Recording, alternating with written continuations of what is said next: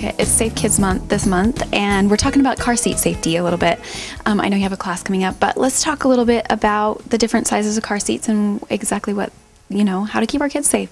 Okay, great. I have a few different models of car seats here to demonstrate some of the different kinds. Basically, when it comes to finding the appropriate car seat for your child, you follow the limits on the label. So read the labels, always read the labels on your car seat, as well as the manual for both the vehicle that you own and the car seat. That will indicate exactly what the height and weight limits are, and you never want to exceed those. Yeah. And this one right here is an infant. Obviously, it has a little place for the infant to sit in, but it's turned around. It goes the other way, right? Exactly. This is a rear-facing car seat. You want to maintain your child rear-facing up to 1 year and 20 pounds.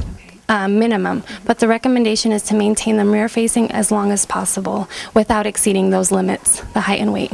And now this one's the other way around, right? This is a convertible. This can face both rear-facing and forward-facing. It has an adjustable foot at the bottom that you turn depending on what way you want it to face, but it can be used for both. For both the rear. And I know these are nice when you have kids because they fall asleep and their heads kind of go back and forth. Exactly. They help cradle that a little bit. Tell me some other things about car seats. I know some people might get them at a yard sale. Why should they not get one at a yard sale? Excellent question. You always want to know the history of your car seat.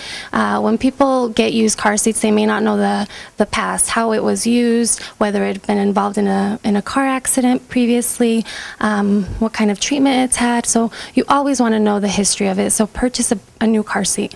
Every time, every child. Every child. Yeah, and that keeps your child safe because sometimes the plastic can get brittle from the sun, maybe? Exactly. Car seats do come with expiration dates. Nowadays, most of them have the date printed on the back, on the bottom of the car seats. And I didn't know that. Yeah, they do. And if it doesn't, what you do is look at the manufacturer label and look at the date it was manufactured in 6 years from that date. So time to get a new one. Yes. Okay, the other question I had is how big should your child be before you can let them get out of car seat? Good question. 8 years. At the age of 8, here in the state of Utah, the law is that they don't have to be in a car seat after the age. And what does a car seat look like that when they're in say for an 8-year-old? Let me show you. Yeah. I have a few other types of car seats to show. And these are the ones for the children that are a little bit bigger, right? Exactly. This right here is forward-facing with harness that an older child can use as well, and then later on can use without the harness and use as a booster seat. This is known as a high back booster once the harness is removed. It basically provides that support for the neck and head. And then this right here is a no back booster. See. So this one right here you can use to up to 8 years old. Exactly. Is there like a pound limit either? Typically they're up to 100 pounds that I've seen. They go from about 40 to 100 pounds. So in the state of Utah, it's 8 years old. So kind of you go through like how many car seats would you buy in the history of your child? Well, it depends. A lot of people like to start their kids out in an infant carrier, but it's not required. They could start out in a convertible car seat as well. But most likely you could go through 3 easily. And I know when you leave the hospital, you have to have a car seat, and you guys kind of offer a little bit of tell me a little bit about the information you can give parents for that. Yes, when a parent leaves the hospital, they have to have their child in a restraint. So we recommend that parents call us to know more about our clinics. We offer free clinics and classes where they can come and receive a car seat. We have a class coming up, in fact. Yes, that's what we were going to ask you. On the 25th of January. It's at 5:30. For more details, parents can call. It's the number 792-6510. And that you offer this class. Exactly what do you do at this class? Basically, we provide all the education that they need to know for them to install the car seat in their own vehicle, and they'll know exactly how to secure their child in the car seat.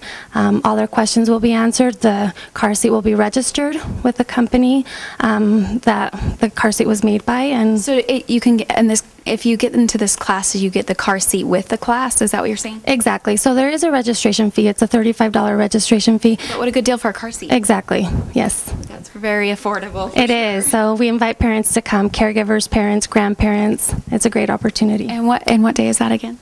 January 25th. It's a Tuesday at 5:30. And where is that at? It will actually be held at the fire station this time. Normally they're held here at the Bear River Health Department, but this one will be held at the fire station. But people need to call and register for the class. They need to call 792-6510. Thank you so much. I've learned so much about car seats that I didn't even know. And the other thing I had a question about was kids in the front seat for airbags. Oh, yes. The recommendation is that kids remain in the back seat up until 12 years old. The back seat is just generally a safer place for people to ride in, so keep them in the back seat as long as possible. Perfect. I appreciate you, Monica. Thank you so much. Thank you.